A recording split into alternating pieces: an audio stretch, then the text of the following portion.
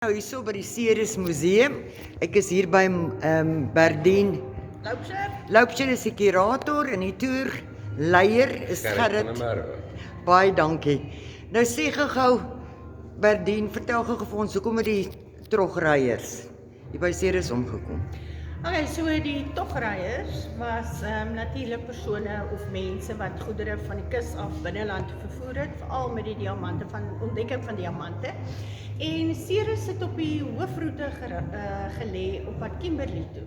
So al die togryers en delwers, almal wat wil ryk word en net by die diamante wou uitkom, is deur Ceres en veral dan natuurlik die togryers. En hulle het dan nou van die Kaapse hawe afgekom, Taalbag deur Ceres en deur verby Karoo Poort en op Kimberley.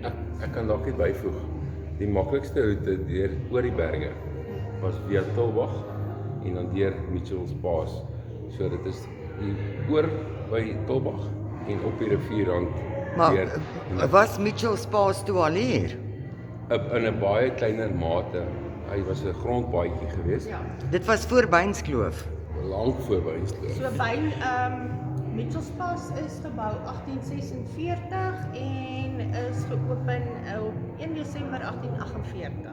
So hulle is met hierdie waans Oor die berge en deur. oor daai nou paadjies, rotse en klowe en valleie en you name it. Ja. Het die Geen suspensie nie. baie dankie.